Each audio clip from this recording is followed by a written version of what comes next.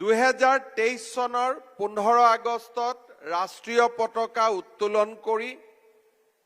মুখ্যমন্ত্ৰী হিচাপে মই ঘোষণা কৰিছিলোঁ যে ৰাজ্যৰ 500খন উচ্চ আৰু উচ্চতৰ মাধ্যমিক বিদ্যালয়ক 8 কোটিৰ পৰা 10 কোটি টকাকৈ অৰিহণা বা অনুদান আগবঢ়াই আমি অসমৰ 500খন উচ্চ আৰু উচ্চতৰ মাধ্যমিক বিদ্যালয়ক ডন বস্কো আৰু সেন্ট মেৰী স্কুলৰ লগত সমানে প্ৰতিযোগিতা কৰিব পৰাকৈ আধুনিক বিদ্যালয় নিৰ্মাণ কৰি আমি এটা নতুন জ্ঞান আৰু প্ৰজ্ঞাৰ আলোকৰ যাত্ৰা আৰম্ভ কৰিম। আজি মই গৌৰৱেৰে সৈতে ক'ব বিচাৰিছো যে প্ৰতিটো সমষ্টিৰ 3খনকৈ বিদ্যালয় হাতত লৈ আমি 126টা সমষ্টিত 400খন বিদ্যালয়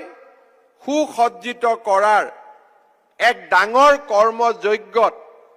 আমি নিজকে উৎসৰ্গা কৰিছো। জালুকবাৰী সমষ্টিটো আমি সেই ধৰণে কেইবাখনো বিদ্যালয়ক সুন্দৰ কৰাৰ প্ৰচেষ্টা হাতত লৈছিলো।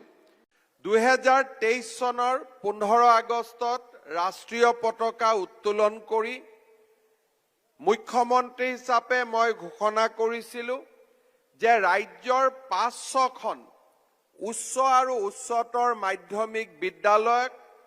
8 কোটিৰ পৰা 10 কোটি টকাকৈ অৰিহণা বা অনুদান আগবঢ়াই আমি অসমৰ 500খন উচ্চ আৰু উচ্চতৰ মাধ্যমিক বিদ্যালয়ক ডন বস্কো আৰু সেন্ট মেৰী স্কুলৰ লগত সমানে প্ৰতিযোগিতা কৰিব পৰাকৈ আধুনিক বিদ্যালয় নিৰ্মাণ কৰি আমি এটা নতুন জ্ঞান আৰু প্ৰজ্ঞাৰ আলোকৰ যাত্ৰা আৰম্ভ কৰিম। আজি মই গৌৰৱেৰে সৈতে ক'ব বিচাৰিছো যে প্ৰতিটো সমষ্টিৰ 3খনকৈ বিদ্যালয় হাতত লৈ আমি 126টা সমষ্টিত 400খন বিদ্যালয় সুসজ্জিত কৰাৰ এক ডাঙৰ কৰ্মযজ্ঞত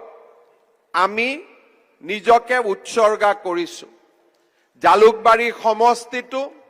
আমি সেই ধৰণে কেইবাখনো বিদ্যালয়ক সুন্দৰ কৰাৰ প্ৰচেষ্টা হাতত লৈছিলো।